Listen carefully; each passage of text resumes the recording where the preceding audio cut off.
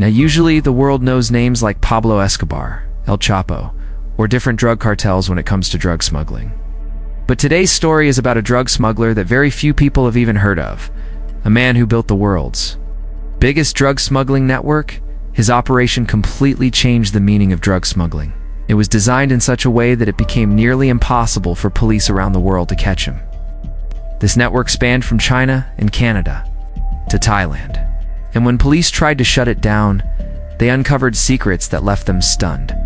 So let's dive into the story of a drug cartel that earned billions of dollars through smuggling, and whose mastermind once won about 66 million USD in a single night at a casino. The story begins in November 2016, when a Taiwanese man named Tai Tanja walks into Yangon Airport in Myanmar. He was about to board a flight to Taiwan, but he appeared very nervous and anxious. That's when airport police suddenly stopped him and began a search. During this search, they found 80 grams of cocaine taped to his thighs. He was immediately arrested. Tai had 2 iPhones on him, and the information inside those phones was far more valuable than the cocaine itself. When the narcotics department examined his phones, their eyes widened in shock. Inside the phone, they found photos, messages, videos, and social media conversations. In those photos, one face stood out, a man known for running several massive drug smuggling operations. His name was Si Lap. It will shock people to learn that at the time, Si was selling more drugs annually than the combined yearly revenue of major companies like McDonald's, Starbucks, and HP. Once that photo surfaced, police immediately alerted various law enforcement agencies around the world to help dismantle Si Lap's network and capture him. And just like that, the hunt for Asia's most wanted criminal had begun. Si Lap was born in 1963 in China. At a time when a revolution was underway across the country, protests were taking place to preserve Chinese communism. Schools were shutting down, and those who opposed the protests were being killed. Si grew up witnessing all of this. It left a deep impression on his mind that to survive in such conditions, one had to fight. And if he wanted to live, he had to become powerful. This mindset eventually led him to become the world's biggest drug lord. By the age of 25, Si had moved to Canada. He took his fiancée and parents along and settled there. In the early days, he worked with companies like 4G Films and KDAC. Outwardly, it looked like the life of a normal man, but behind the scenes, he was planning something massive. Eventually, he joined Canada's Big Circle Boys gang, an international criminal organization that actually began in the 1960s in Guangzhou, China. Over time, this gang spread to various parts of the world, but carried out most of its major crimes in Canada. The gang was known for executing crimes in a highly organized manner. In fact, a single member could pull off an entire operation and escape using the gang's support.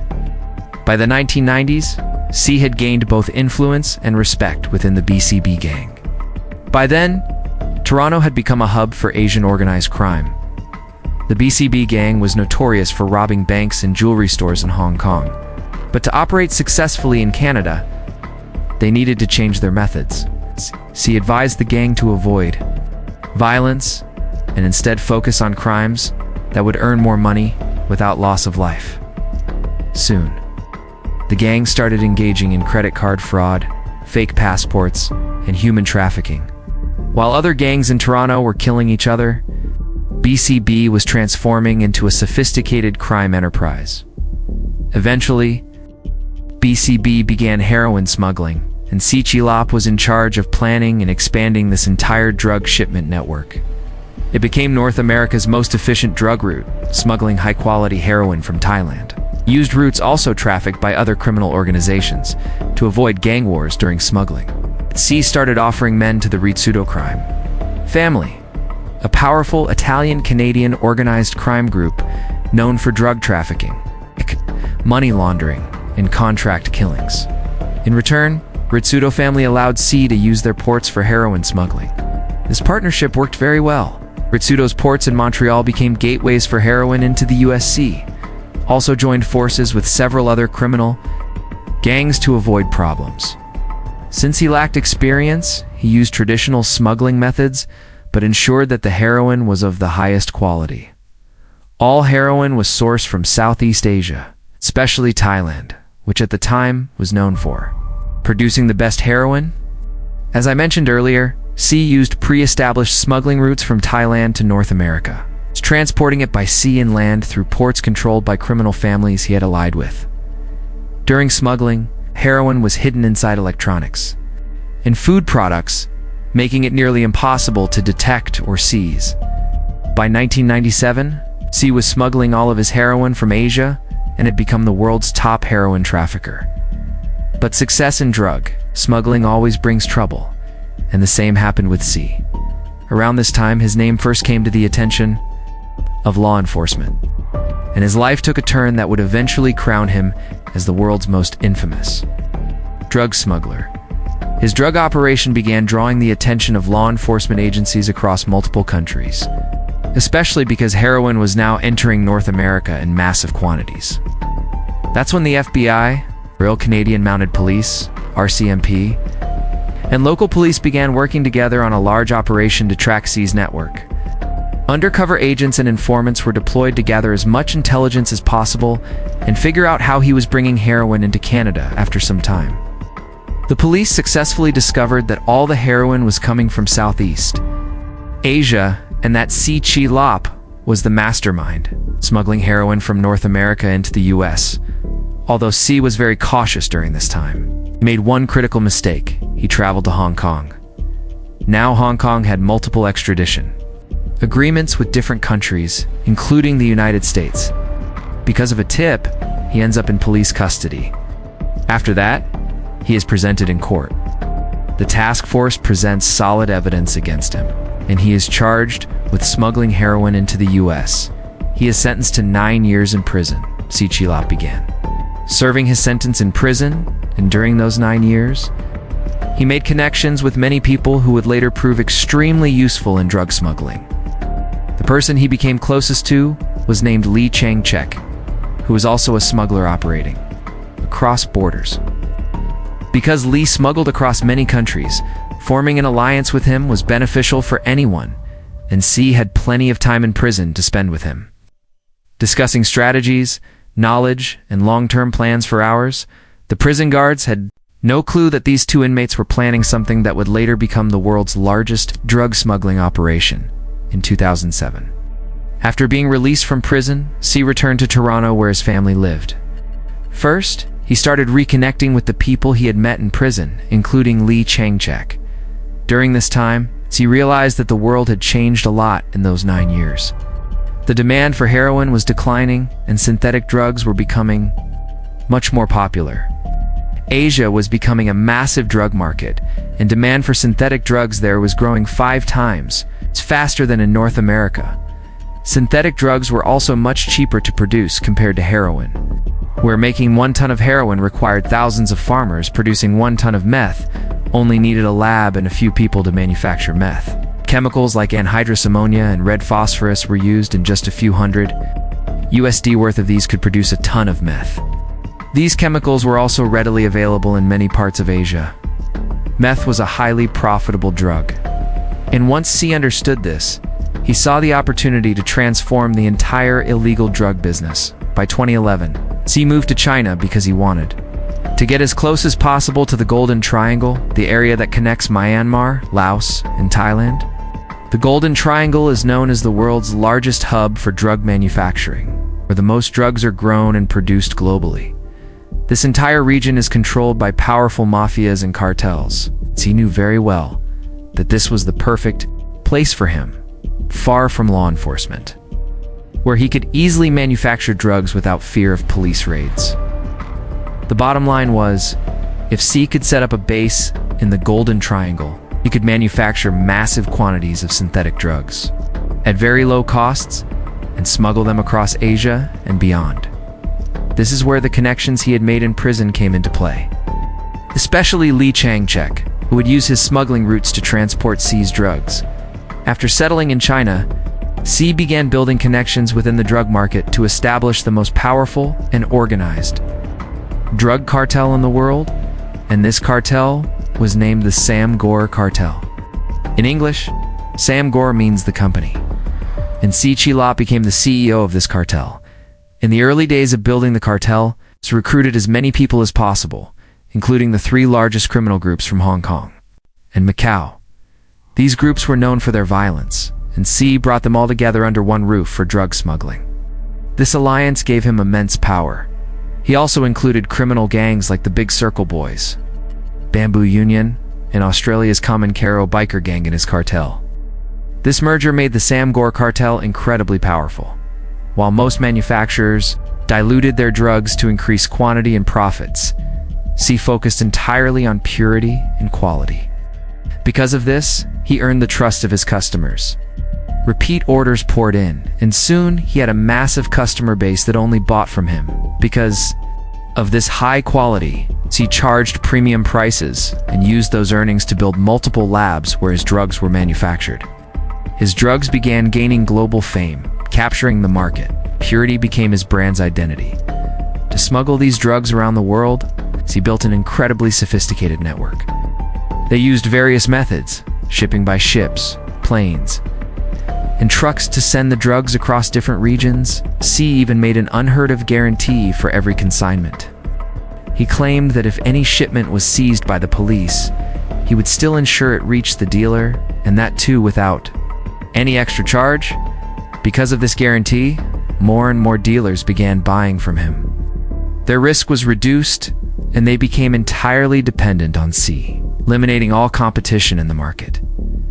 The reason he could offer this guarantee was that the production cost of 1 kilo of meth was just a few hundred USD.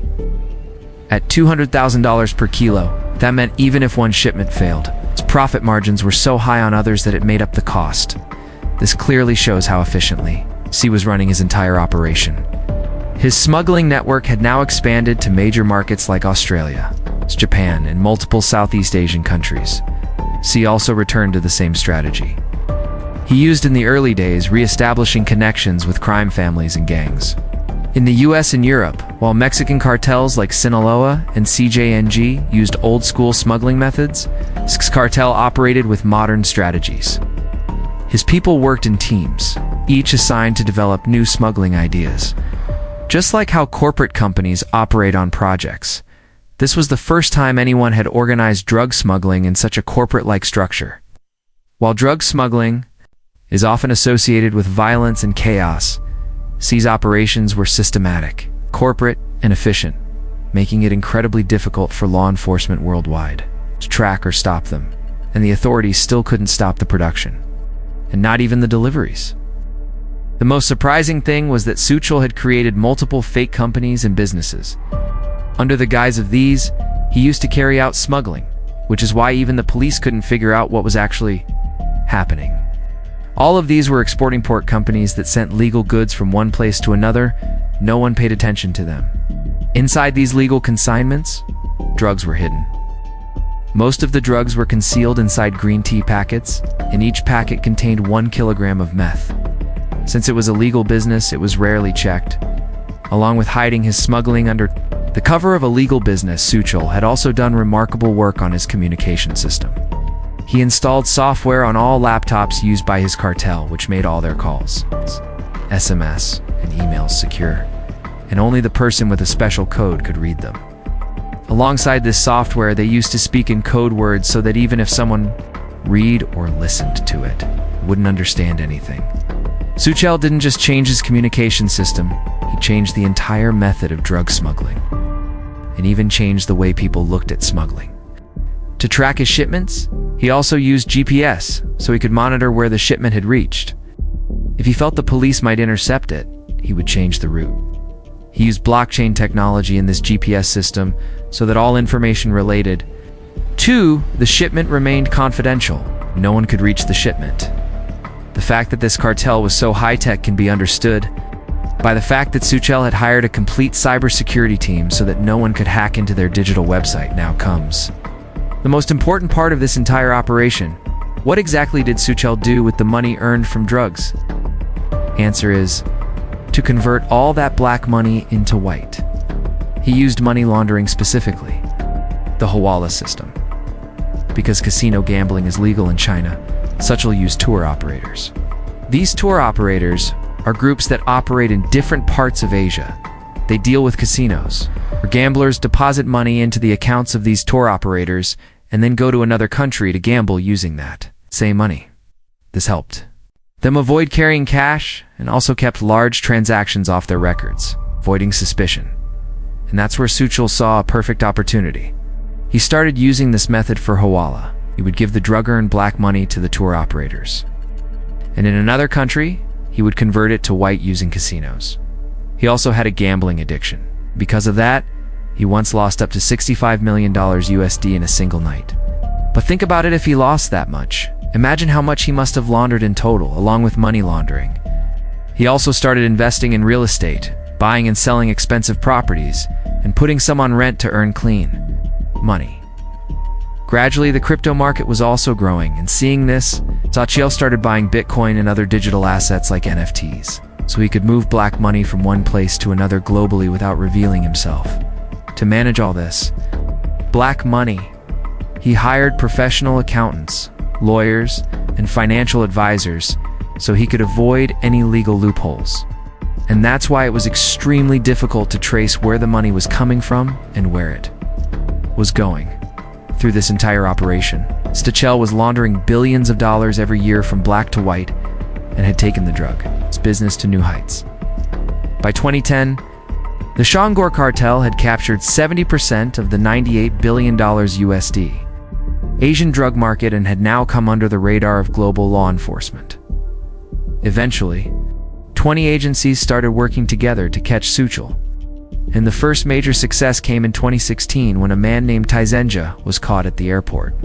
From Tai's phone, the police got information about who was running the entire cartel. As soon as Suchel's name came up, they launched an operation named KING Operation.